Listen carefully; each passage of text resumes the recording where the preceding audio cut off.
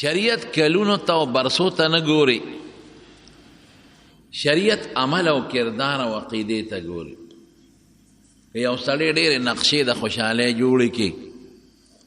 خو د رسول الله مبارک په شان عقیده نه لري، د هغې په شان اخلاق نه لري،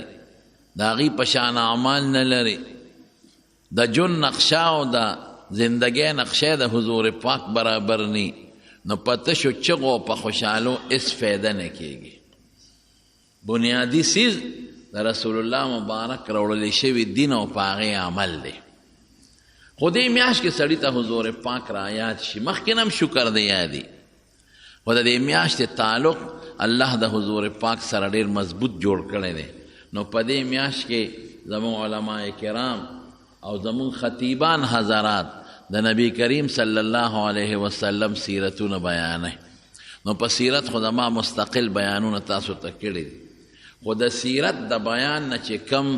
مقصد دی نو درته نن ذکر کو. دا به موږ ټول منو چې رسول الله مبارک خدای ته په ټول مخلوق کې زیات خوښ و، ځکه شک نشته. دا به موږ ټول منو چې رسول الله مبارک الله پاک په دنیا کې په ټول مخلوق کې کامل او مکمل پیدا کړی، دې کې هیڅ شک نشته. حضرت حسان ابن ثابت د حضور پاک په مخ کې فرمایي، غایبانم نه او صحابو ته نقلم کوي، تر ننه پورې چا په دې خبره انکار ونه کړ. واحسن منک لم تر قط عیني واجمل منک لم تلد النساء. اے دا الله رسوله مخامخ ورته وای، اجمل منه نه وای، احسن منه نه وای، احسن منک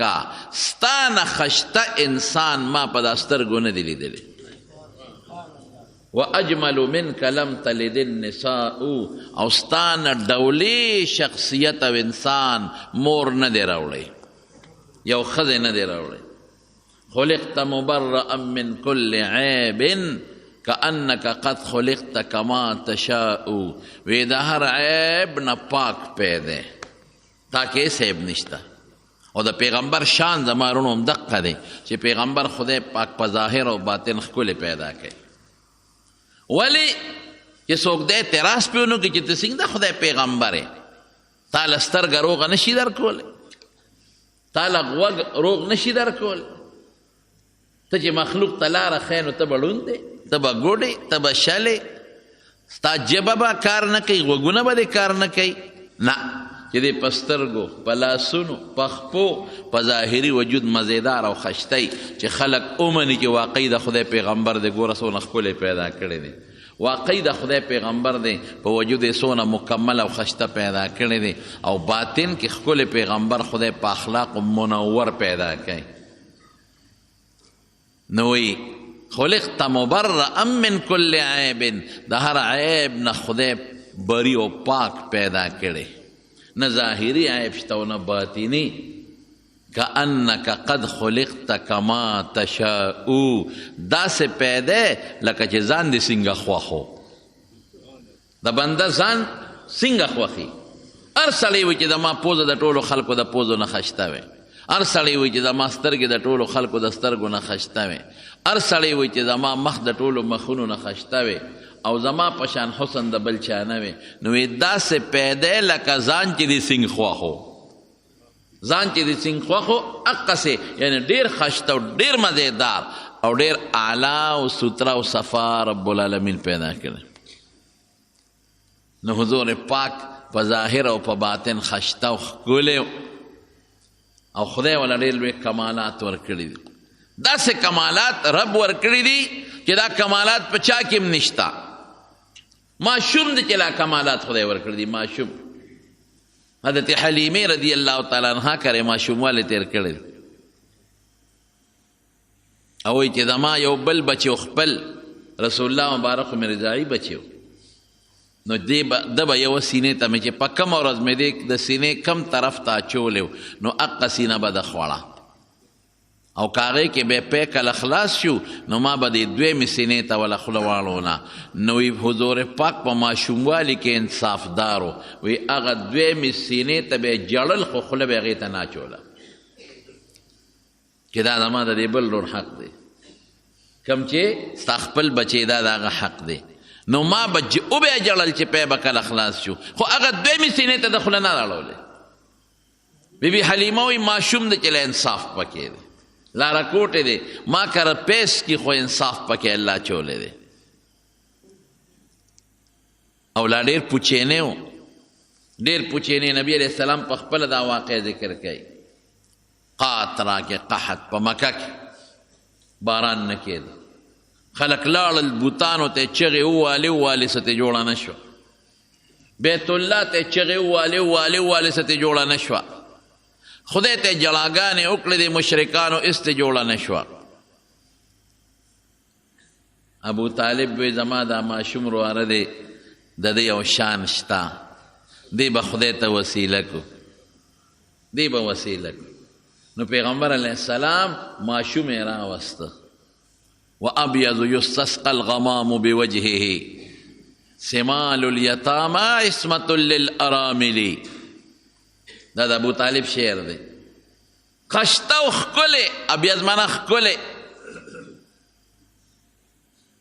داسې ښکلې دی چې دی مونږ الله ته ودرو، د ده په وسیله د الله نه باران وغواړو، نه الله باران کوي. د یتیمانانو د کونډو مل دی، د یتیمانانو د کونډو مل دی. نو رسول الله مبارک یې راوست او بیت الله سره ودرو. او عبدالمطلب سوی ابو طالب او د مکې مشرکان سوی وی دا ماشوم یو شان لري، د دې ماشوم صفتونه مونږ په محسوسیږي، د کې څه کمالات شته. الله مونږ د دې ماشوم په دې سپین مخستانه سوال کوو، خدای باران وکړي. په مکه کې قات دی، دا دی لاسونه نوخ کته کړی چې وریځ راله ټوله مکه کې باران وشو. او حضور پاک وی زه ماشوم وم، ګوره د ماشوموالي نه خدای پویه ورکړې وه. وی زه ماشوم وم خو ما وخندل. او څه پورې مې وخندل؟ وی عبدالمطلب پورې مې وخندل، خپل نیکه پورې، چې باران شروع شو نو منډې والې، هر یو بیا خپل کور ته تښتېده.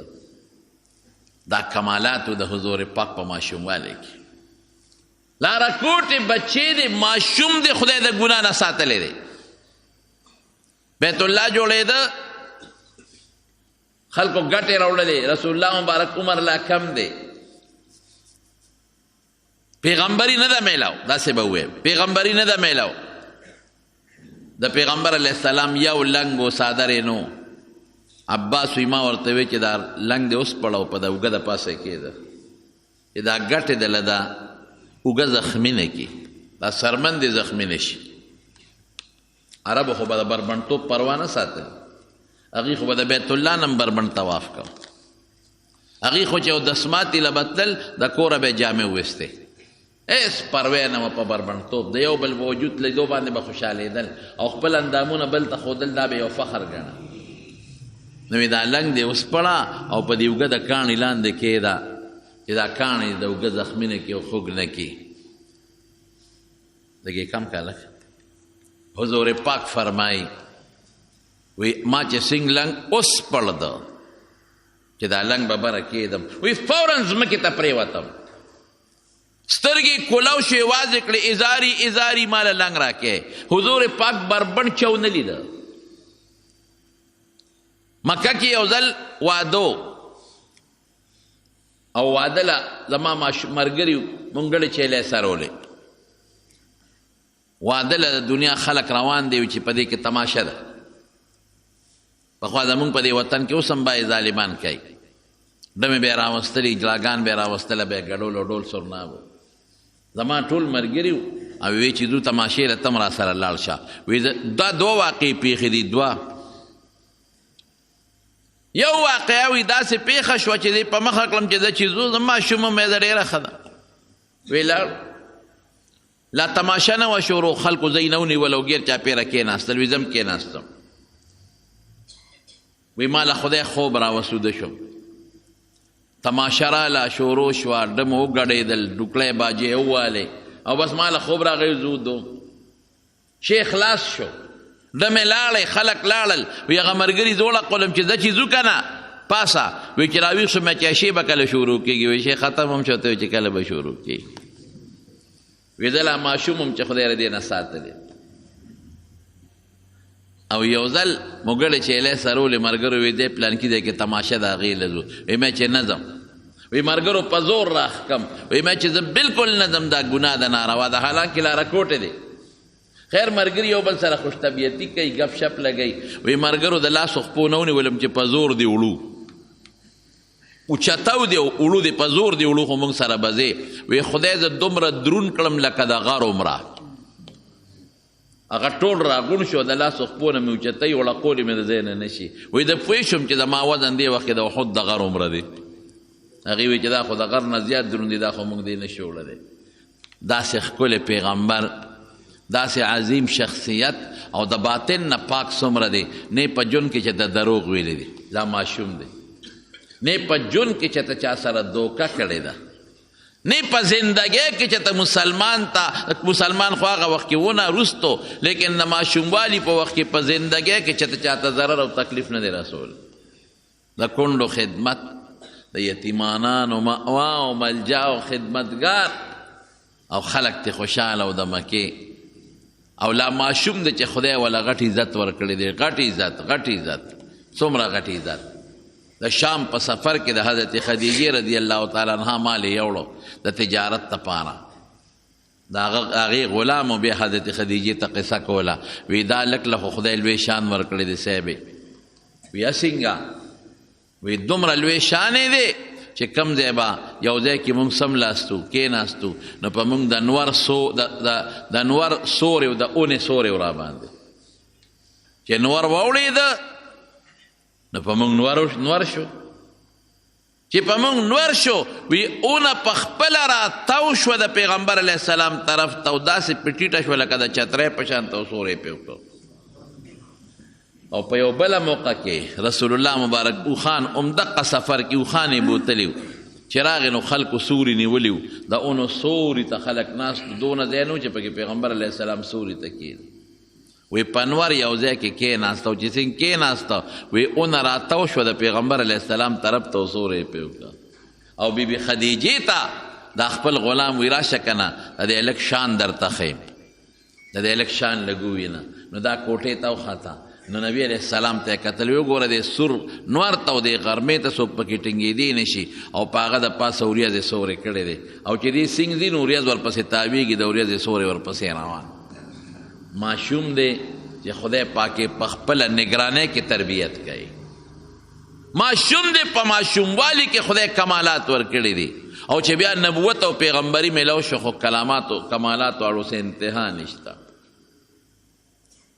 د حضور پاک او د پیغمبر علیه السلام د سیرت او د تاریخ نه مسلمان له پکار دی چې ځان خبر کړي دا د مسلمان زندگی ده چې دی به د پیغمبر مبارک نه ځان خبروي جمدی قوم هغه دی چې هغه د خپلو مشرانو د خپلو مړو تاریخ هیر نه کړي او چې چا د خپل مشر تاریخ هیر کا دا جمدی قوم نه دا مړ قوم نو بیا د حضور پاک غوندې مشر چې مونږ ته عقیده او مونږ ته عمل مونږ ته اخلاق او مونږ ته د خدای لار او جنت ښوولی دی او د هغه د برکت نه خدای مونږ ته ایمان را نصیب کړی دی او د هغه د برکت نه به خدای مونږ جنت ته رسوي نو داسې مشر به څوک څنګه هیر کړي لیکن ډېر خلک دی چې هغوی ته پته هم نشته هغوی ته د حضور پاک پته نشته تاریخ تپوس ته وکړې کله نبی علیه السلام پیدا شوی ګوره ستا د ملک او د دنیا خلک په 12 د ربیع الاول خوشحالي کوي او څه ولې پې خوشحالي کوي وی دا د پیغمبر علیه السلام د پیدایش تاریخ دی حالانکه څومره محققین علما وی دا ټوله غلطه ده په 12 تاریخ نه دی پیدا شوی یا په 8 تاریخ پیدا شوی دی او یا په 9 د ربیع الاول پیدا شوی دی څومره مفسرینو محدثینو او تاریخ دانانو چې تحقیق کړی دی نو دا خبرې بنیاد ته رسېدې ده چې یا 8 ربیع الاول یا 9 یا 8 خلک 12 له زور ورکوي 12 متعلق د وفات ذکر شته چې په 12 د ربیع الاول د رسول الله مبارک وفات شوی دی یو ځل د لاهور د جرنالیزم پرچه و هغه کې یو سوال راغلی سوال پکې دا چې په پیغمبر علیه السلام نوټ ولیکئ د هغه مختصر تاریخ ولیکئ داسې جوابونه د کالج سټوډنټانو ورکړي ولکانو چې هغه د شرم و د شرم هغه اخبار ته راووتل ناشنا جوابونو نو یو لیک لیکلو چې کشمیر کې پیدا شوی دی بله لیک لیکلی چې په مکه کې په یو مالداره کورنۍ کې پیدا شوی دی، مالداره کورنۍ کې په مکه کې پیدا شوی او د میټرک پورې تعلیم یې په مکه کې کړی دی، میټرک لسمه پورې، او بیا د اعلی تعلیم دپاره آکسفورډ یونیورسټۍ ته تللی دی. دا ستاسو خبره زموږ حضرت شیخ شهید مولانا سنجان صاحب رحمت الله علیه فرمایل وی په مدینه منوره کې ناستم او د دې ابټاباد ازارې یو وکیل و بارټلا وکیل را سره ناستو، وی ما نه وکیل صاحب تپوس وکړو بچې د کم دی؟ ما زه خو د 400 یم. دلته څه کوې؟ ما وی دلته په دې جامعه اسلامیه کې سبق ویم. د کم سبق؟ د دین سبق. وی ما ته وی خلک سپومې ته وختل او ته زاړه یادې. وی ما ورته چې کاکاجي سپومې مې تا ته پرېښې ده ورخېجه. ته به هم څه خو کوې که نه؟ زه خو د دین کار کوم، دین کې مصروف یم، سپومې خطو ته نیم اوزګار. نو ته به هم څه کوې؟ بچي به دې هم څه کوې؟ مې تا ته پرېښې ده ورخېجه. او زه به د خپل پیغمبر زاړه یادوم. د حضور پاک نقشې زده کول، دین زده کول د خلکو ته بس ښکاري. دا خلک په دې سوچ کې دی چې ګیندا مولیان هسې په زول لګیا دي، د دین دا طالبان په زول لګیا دي. قسم په خدای چې قبر کې به راته پته ولګي چې په زول څوک لګیا دي، او د قیامت په میدان کې به راته پته ولګي دا ماشوم دا راکوټې بچې چې دا پچې ترخت اچولی د استاده کورونه وظیفې راغونډوي او صرف بوهایي او میزان صرف یادوي. زما د خدای په ذات قسم خدای ته دونه خوښ دی چې رسول الله مبارک فرمایي فرشتې ورته په ځمکه وزرې اړقوي، اچوي ورته. دا پته به د قیامت پر ورځ لګي او قبر کې به لګي چې څوک په زول کار کوي، څوک غلط کار کې روان دی او څوک په صحیح کار کې روان دی. مونږ له د دې خلکو مونږ پورې خاندي یاره دا مولیان صاحبان دي وخت یې ضایع کړ،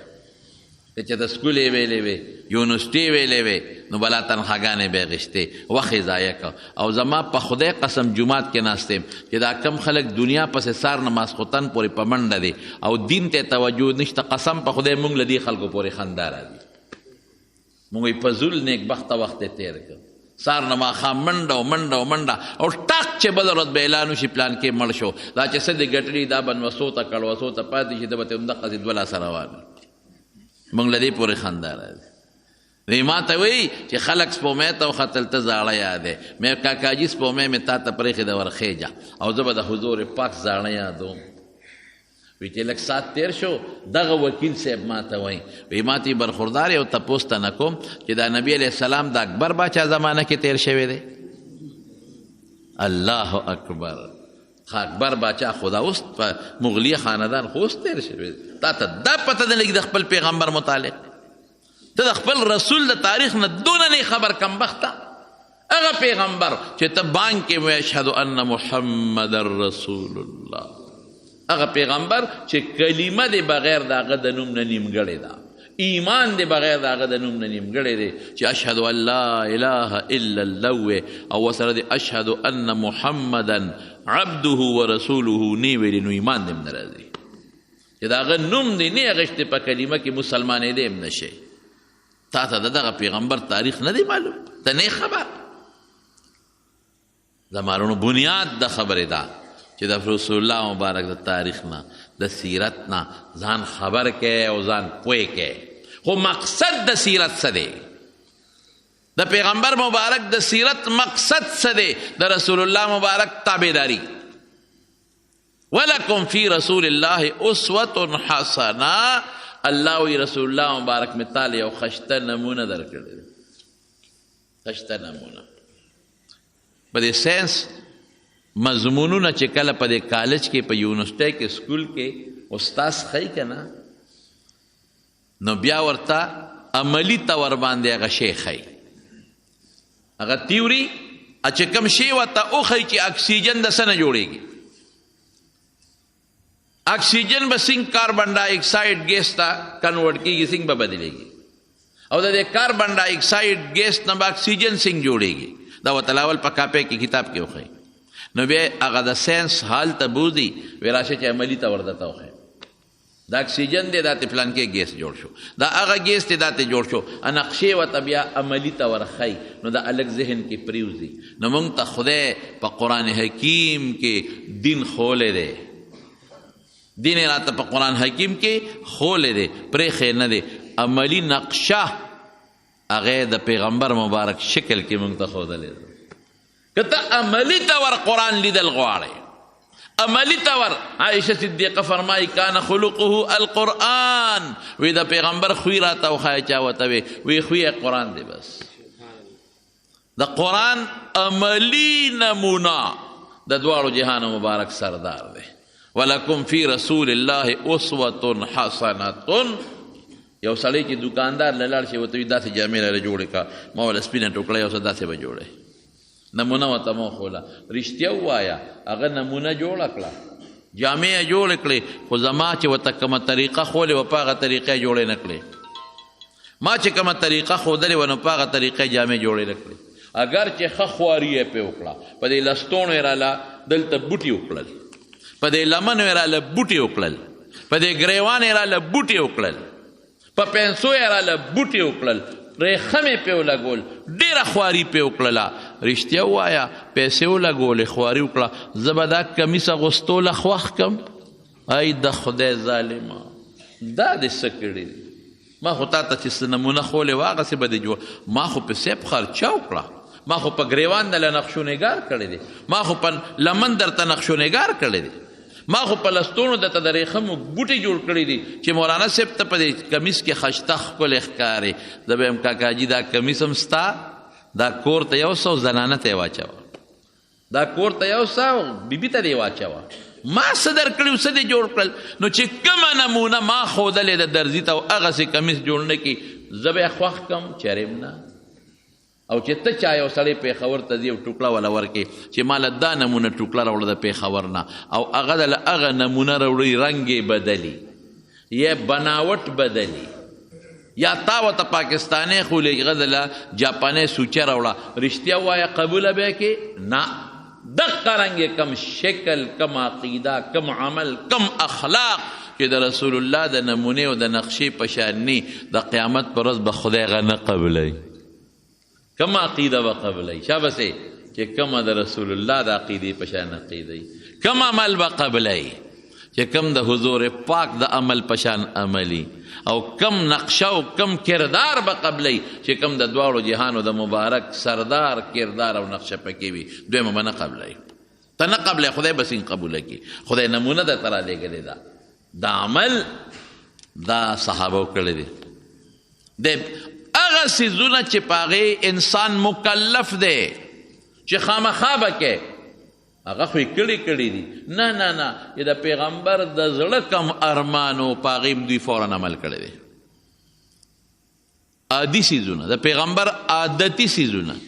د عادت ته څیزونو حضرت عبدالله ابن عمر بخاری شریف کې حدیث راځي د مکې نه مدینې ته چې به په کومه لاره ته او واپس به راته نو هغه ځای به یې دمه کوله چې کوم ځای به حضور پاک دمه کړی و یو ځل قافله ودروله ټولې قافلې ته یې ودرېږې قافله ودرېده او دې د اوښ نه کوشي اوسه منځ لاړ او هلته لاړ کېناسته واپس راغی په اوښ سور شو چا ورته وی عبدالله ابن عمر مونږ خو یې که ته اودس ماتې مونږ خو یې که ته مونځ کې مونږ خو یې که ته ستړې دلته سملې نو ته خو لاړې او هغه ځای کېناستې واپس راغې خپل اوښ ته وخېږې دا دې څه کول وی قسم په خدای دقسې مې حضور پاک ولید چې دغلته کېناسته دمه شو نو واپس اوښ ته وخت نو ما د پیغمبر مبارک نقشه جوړوله د حضور پاک نقشه مې جوړول او بیت الله ته نبی علیہ السلام وردن شو 2 رکعاته نفل یې پکې وکړل نو عبدالله ابن عمر فورا ورغی نو خادم ته وی بلال ته وی بلاله پیغمبر علیہ السلام کم ځای مونځ وکړو 100 رکعاتې کړي دي وی د دې مخامخ دوستنو په منځ کې قبلې طرف ته چې بیت الله دروازې ته ننوځي دقلته 2 رکعاته نفل کړي دي نو عبدالله ابن عمر لاړ د رسول الله مبارک په هغه ځای ودرېد او 2 رکعاته نفل یې وکړل بل ځای کې په بیت الله کې دننه کولی شو یو ځل حضور پاک او فرمایل یو دروازه به په هغې به ښځې راتلې جومات ته په دروازه به ښځې راتلې اوس هم د هغه دروازې نوم باب النساء دی په مسجد نبوي کې نو اگر چې هغه داسې دروازې نه وي دا اوس چې کومې جوړې دي خو یو لاره وه جمعات ته ښځې به پرې راتلې نو حضور پاک یو ځل هسې ارمان وکړه یاره وي د زړه مې دا خواهش دی چې په دې لار سړي نه ځي راځي نو ښه به ځکه دا د ښځو لار ده چې په دې لار سړي نه ځي راځي نو ښه به یو ارمان یې وکړه حکم یې نه وکړه چې په دې به نه ځی دی نو ویلې که په دې کم سړی لاړ ګناهګار دی دی نو ویلې چې په دې کم سړی لاړ نو مجرم دی نه هسې ارمان وکړه کې سودا راله یاره که په دې باندې سړي نه ځي نو ښه به بس سړو هغه لاره پرېښوده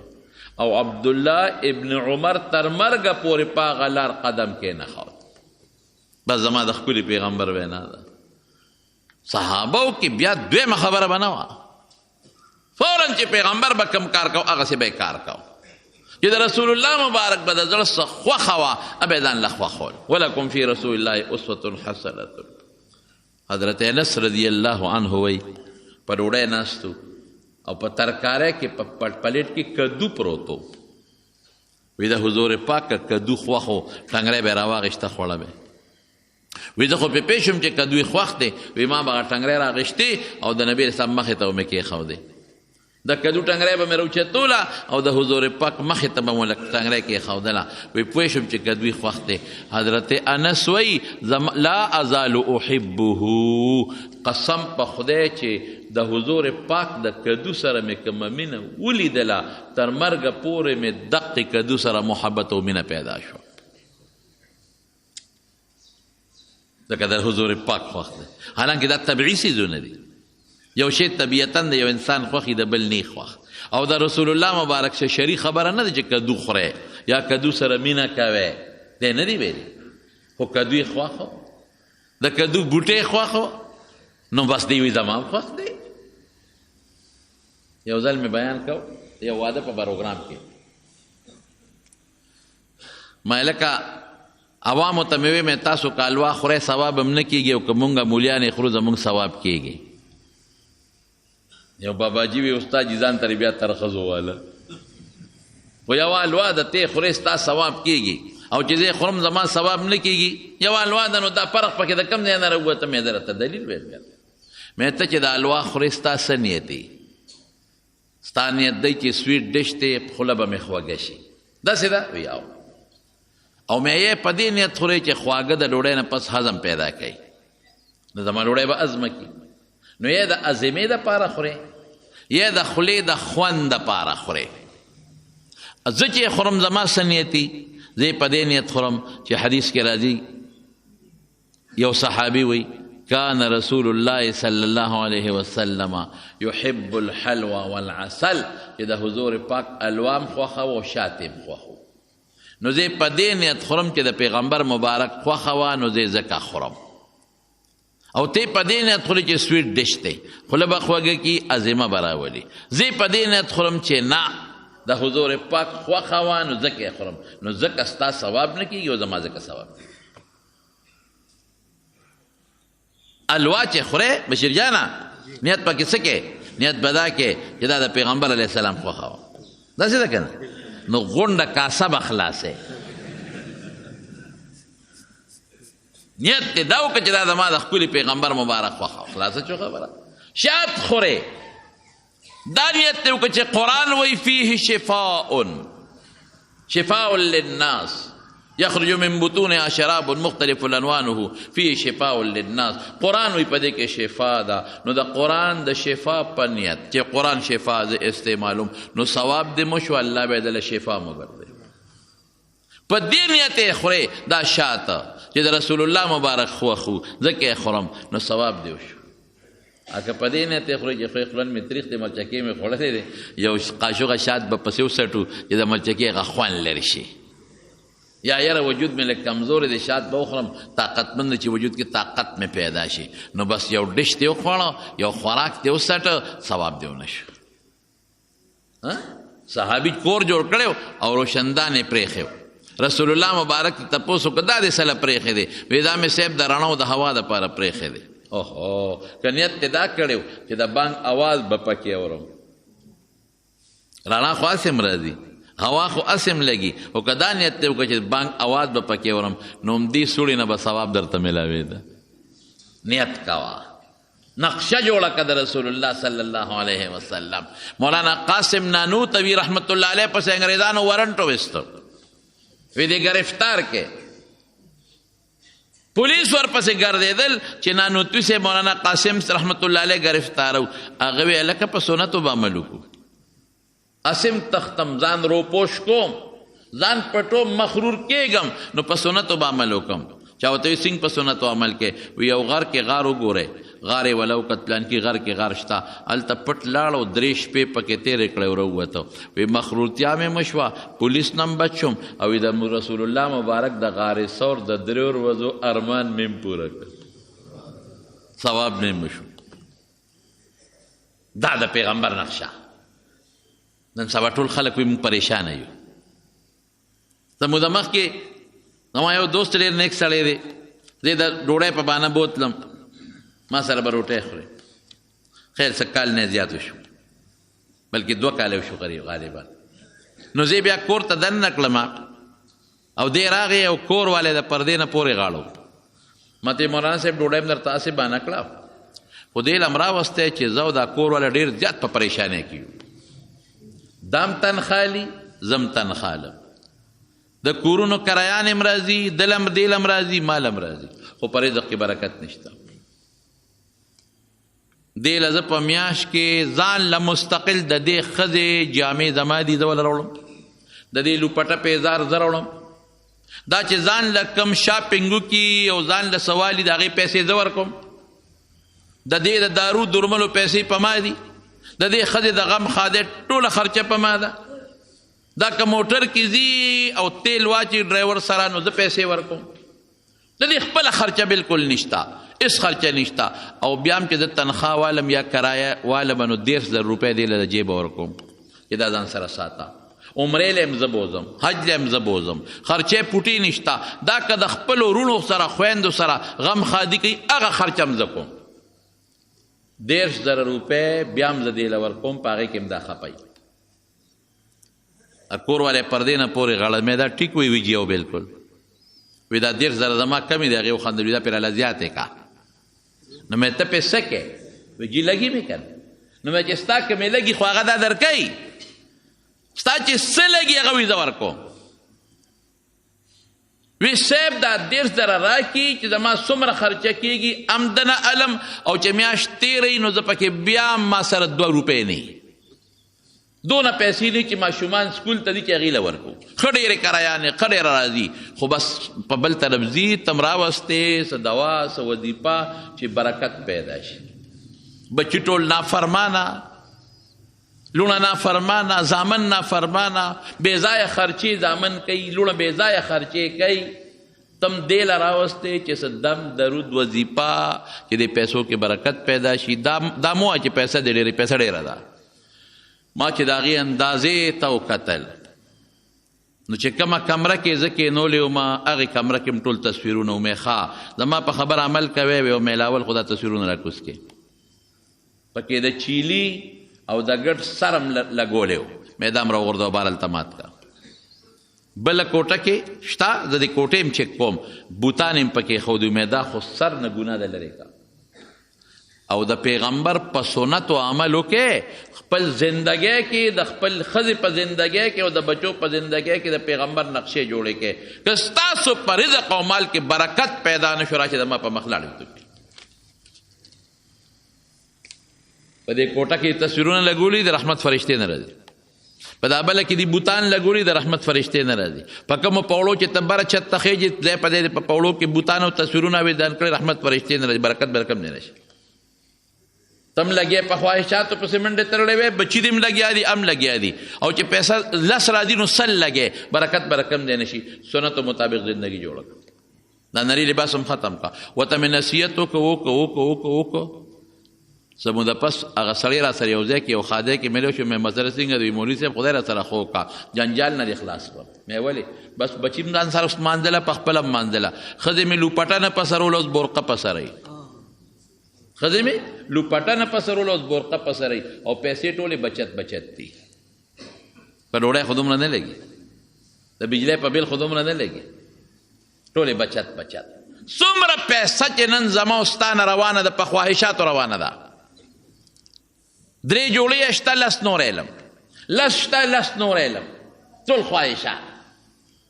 سړی د ښځې خواهش پوره کوي ښځه د سړي خواهش پوره کوي شریعت رستو دی په مالګه په کټوۍ کې چې مالګه کم وي نو ښځې سره څه کوي غوسه ورته کوې که نه کوې ډب ورکوې که نه ورکوې او که ښځې خاوند ته ووایي چې ما له دا شی راوړه او راوې نه نو ښځه ترې خفګان کوي که نه کوي لیکن که په دې کور کې د ښځې د سنت خلاف ورزي وکړه نو خاوند ته چېرته خفګان کړی دی نه او که کوم سړی په وخت منزله پانسېده نو ښځې ته خفګان کړی چې تر منزله نه ځي نه نو د پیغمبر په سنت هم پروا نشته نو ژوند به کم دی د برکت شي نقشې د سنتو جوړې کې خدای ته وګوره مال کې برکت به پیدا شي بچو کې د پیغمبر د سنتو نقشې جوړې کې قسم په خدای بچي به فرمان برداري په ښځو کې د پیغمبر د سنتو نقشې جوړې کې مال به درته بچت پروتي موږ د انګریزانو نقشو پسې په منډو تړو په ټي وي کې او په فلمونو کې چې کومې لباس موږ له په مخ سترګو راځي هغه اچوو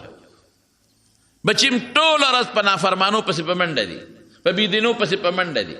د شریعت خلاف مال ګټم هم د شریعت خلاف لګوم هم د شریعت خلاف د پیغمبر د سنتو ناډو خبر نیمه چې د پیغمبر علیه السلام د جامې کومه نقشه وه د هغه د پیزار کومه نقشه وه د هغه د بچو متعلق کومه نقشه وه د هغه د بیبیانو متعلق په فکر او کومه نقشه وه والله که د دې نه نن مسلمان خبر دی پته هم نشته ځکه خو پریشاني جوړه ده ځکه خو سړی خپه دی ښځه خپه ده ماحول ګنده دی د زړه سکون نشته اطمینان نشته او تر کومې پورې بدل به ټک اعلانو کې پلان کې وفات شو پلان کې وخت جنازه ده هر څه د نه لږ پاتې شو سنتو تابعداري وکړو د پیغمبر د خولې مبارک نه خبره حضرت حذیفه ابن الیمان فارس ته لاړ چې فارس ته لاړ حذیفه ابن الیمان هغه صحابي دی چې د رسول الله صلی الله علیه وسلم رازدار دی د پیغمبر علیه السلام بلا رازونه دي ورسره نو سیبا هلته تې ډوډۍ خوړن وړی تې په ځمکه پرېوته نو پیغمبر علیه السلام فرمایي په ترمذي شریف کتاب الاطعمه کې حدیث دی چې نوړی ده نه په ځمکه پریوځي نو روچته یې که نو چې کومه ایسه خاورې سره لګېدلې د هغه ته یې وغورځوه باقي وخوره نو د فورا هغه نوړی روچته کړه او چې روچته کړه نو چې کومه ایسه خاورې سره جنګېدلې وه هغې ته وغورځوله باقي خولې ته واچوله نو ملګرو ورته وی چې دا دې څوک کړل په شرمونو دې وشرمولو دلته خو دا رواج دی چې نوړی په ځمکه پرېږدي نو خلک په خپه دیکه ورکړي یا په لاس یې بل طرف ته وغورځوي نو تا نوړی راوچته کړه دومره ایرس دې وکړه نو ډوډۍ لږه ده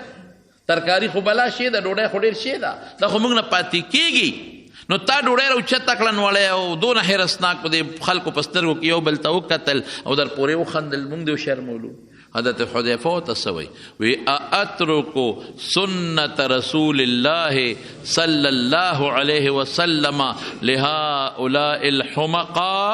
د دې قمقلو د پاره د خپل پیغمبر سنت پرېږدم د دې قمقلو د پاره د خپل پیغمبر سنت پرېږدم شل ځله دې ما پسې وخاندي خو چې زما عمل د رسول الله مبارک په سنتو راشي علامه شمس الحق افغانی رحمت الله علیه وی د مولانا حسین احمد مدنی رحمت الله علیه میلمه شوم مولانا حسین احمد مدنی څوک و د زمانې لوی شیخ الحدیث لوی بزرگ د دارالعلوم دیوبند لوی محدث او د دې وطن د اکثر علماو د حدیث استاد د مولانا عبدالحق صاحب رحمت الله علیه زمونږ شیخ و زمونږ استاد و د هغه استاد وی د هغه میلمه شوم او ډېر لوی بزرګ و چې د ولی الله د زمانې و چې د هغه میلمه شوم نو چې د روټۍ وخت راغی نو مولانا حسین احمد مدني رحمت الله علیه کوزه لوټه راواغېسته او ما ته یې اوبه اچولې اوهو خولې رانه وبېلې حضرت د ځان د په خپله لاسونه اینځم وی نه زه به درته اوبه اچوم ته به لاس اینځې ما وی حضرت اس سے مهمان کو تکلیف ہو رہی ہے زه میلمه او په دې ماله تکلیف ملاویږي چې ته ما ته اوبه اچې اراتا سوئی وہ ہمیں مہمان سی کیا ہمیں تو سنت پر عمل کرنا ہے. ہمیں مہمان سی کیا ہمیں تو سنت پہ عمل کرنا ہے. زما پا میلمسو زه خو د پیغمبر په طریقه عمل کوما او د حضور پاک طریقه دا ده چې د میلمه اکرام بکې عزت بکې بستره به ورته اچې ډوډۍ به ورته ایږدې ترکاري به ورته ایږدې نو زم د میلمه اکرام کوم دیم یو عزت ته چې د تا ته وواچو بس دې کې ګټه ده. اور اللہ وی ولکم فی رسول اللہ اسوۃ حسنۃ لمن کان یرجو اللہ چې ته څوک د آخرت او د خدای د ملاقات امید لري الله چې دا امید لري چې زما د الله سره ملاقات وشي او زما د آخرت ښه شي نو حضور پاک د خپله نمونه جوړه کړي بس. او نقشه کې خو کمالات دي ګل. زه به یو مثال در درکړم د نقشې. یو ښځه د عیسایان او خاوند د یهودي دی دواړه په جده کې ډیوټي کوي په جده کې د تیلو په یو کمپنۍ کې او د امریکې برطانیې په جده کې د تیلو په کارخانه کې دا ښځه وایي زما او زما د خاوند نوکرانو وی چې بار به راووتو مونږ به وکتل جده کې دا خلق چې عمرې له حج لځي نو جده باندې کوزېږي او چې عمرې حج لځي نو سړو احرامونه چولي سپین څادر یو د پرتوک په دې تو کړي بل د کمیس پر او ښځو په سر باندې داسې یو رومال غوندې چولي دا ویښته پرې راکلکي د ښځو احرام نشته خو دا په رومال یې په سره چولي دا ویښته پرې کلکوي چې دا ویښته ګډوډ نشي. دا ښځه د خاوند ته ویې سړیه د بازار ته چې زه وځم په دې لارو کوڅو کې په دې مسلمانانو کې یو ډله داسې ناشنا غوندې ده سپلیپ نشته کیړی په خپو دي سر یې سرتور دی دوه سپین څادر یې چولي دي او د ښځو هم داسې یو جدا غوندې نقشه ده. دا څه مسله ده؟ وی خاوند مې راته وی چې دا دلته یو ښار د مکه ورته وایي هلته د مسلمانانو په کال کې یو ځل میله لګي نو دوی هغه میلې له راځي تهوار او چې دی د میلې له راځي نو د هغه میلې قانون دا دی چې دی به دا جامه اچوي د انګریزانو د میلو سره شوق وایي ما د خپل یهودي خاوند ته وایي زه خو عیسایان وم یهودي وم وایي ما چې ځو نه چې د مسلمانانو دا میله وګورو وایي چې هلته مسلمان کافر نه پرېږدي غیر مسلم هلته غیر مسلم نه پرېږدي وایي ما ورته وایي چې موږ به د دې په شان جامې واچو او روان بشو کې پرې خودو خو ډېره ښه ده او کې پرې نه خودو نو موږ سه جیل کې خو نه چې واپس په راځو کنه سیل به وی د خاوند مې رضا کوي چې زه ډېره ښه نه دې لاړ بازار ته هغسې څادرونه یې راوړل ځان له او ما لم هغسې جامې او څادر برابر کړل ما هم د عمرې والا او دا جي نقشه جوړه کړه او زما د خاوند هم د عمرې او دا چې څوک عمرې لځي معتمر او دا جي نقشه جوړه کړه او ټیکسي مونږ و چې مونږ مکې ته ځو وی اتفاق دا و چې په لاره چیکنګ کې اړو مونږ باندې څوک پی نه شو نیغ مکې ته ورسېدو چې مکې ته ورسېدو چا تپوس هم نه شو کولی څوک را باندې شکیان نه شي خو مونږ وی چې دا خلک کم خواځي مونږ به هم ورپسې ځو دی چې کم خواځي هلته میله لګي هلته به ځو وی دا خلک تللي او جومات ته ننوتل مونږ هم ورپسې ننوت اوس هغه نقشه هم جوړه کړې ده چې جومات ته څنګه خلک ننوتل موږ ننوتو دا خلک د جومات په دې برنډه تلل بله برنډه لاندې یو میدان دی هغې ته کوشو موږ هم ورپسې کوشو چې میدان ته کوشو اوم وکتل نو د میدان په دې منځ کې یو کوټه ده تور څادر پې د پاسه پروت دی غلام بیت الله مبارک او دا خلک ټول لګیا دي د بیت الله نه تاویږي د دې کوټې نه څوک جاړي څوک دعاګانې کوي څوک چغې وایي څوک ذکرونه کوي بوډام تاویږي ماشومم تاویږي مالدارم تاویږي غریبم تاویږي ښځم تاویږي هر سړی تاویږي بیت الله نه دا ښځه وایي ما او دا خاون یو غاړې ته شو تماشه کو د دوی خو سیل دې ته وایي چې هلته به بازارونه لګېدلي ابشارونه به غرونه به اوبه به چینې به نهرونه به دا خو هېڅ هم نشته دا خو میله نه ده دا خو سیل نه دی دا خو دوی سه عبادت ته غیله راغلی دي دا ښځه وایي زه او خاوند مې یو غاړې ته غلې غوندې ودرېدو تماشه کوو د دې مسلمانانو دا ښځه وایي دې کوټې د بیت الله او د غلاف په ما یو اثر وکړو او داسې اثر یې را باندې وکړو چې زه پیدم چې په سکنډونو کې زما دله دنیا بدلیږي، زما حالات دننه بدل طرف ته روان دي، زړه روان دي بل خوا او سوچ بل طرف ته دی، فکر بل طرف ته دی، او زړه مې دا وایي چې دا کوټه کې څه کمالات شته او د دې مسلمانانو په دې دین کې هم څه کمال شته،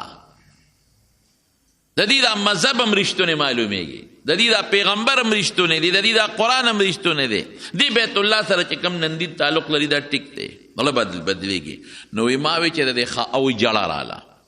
چې ګورم بس پسترګو پړ کې اثر راشي، پسترګو اثر راځي، پړ کې اثر بدل، پسترګو اثر بدل، جړه رانه بیګي اوښکې روانې دي. نو زه دې خاوند ته مخ ورړم، دنه تپوس کوم چې خاونده زما خو دله دنیا بل خوا لاړه بدله شوه، اسلام ته روانه یم، خو لږه تا نه هم تپوس کوم چې ستاسو حال دی، خو دونه مې په دماغو کې او په سټ کې او په سر کې سکته نشته چې مخ ور واړو،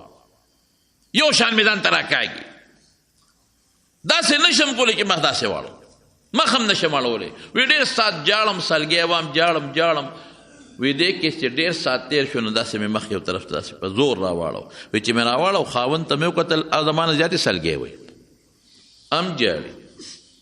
ما خاوند ته وی څه محسوسه، وی ما ته وی ته څه محسوسه، مې زه خو دا محسوسوم چې دا بیت الله رښتونی دی، زه خو دا محسوسوم چې دا خلک کم تاویږي دا په رښتونی دین دی، ته څه محسوسه، وی ښځې دقه زه محسوسوم، ما ته هم دا دین رښتونی دین ښکاري، ما ته هم دا بیت الله سچ بیت الله ښکاري، ما ته هم دا مذهب ښکلی ښکاري، او زه خو بلکل ته وړېدی نه شم چې بس ولاړ وی او کتې مې وتې، ښځه وایي زه هم یم چې بس ولاړ وی او کتې مې وتې. ای سړیه دې سره څوک وی بس ښځې خفه کېږم، زه خو مسلمانېږم، زه هم مسلمانېږم. یو سړی هم د مټونې دلته راشه، لکه دلته راشه یو تپوس ته نه کوم، موږ یو پټه درته ویم خو چاته به نه وی، وایه څه وی، موږ دواړه کافران یو، تماشې له راغلو، خو بس موږ دلته مسلمانېږو، نو موږ به څنګه ته مسلمانان کې؟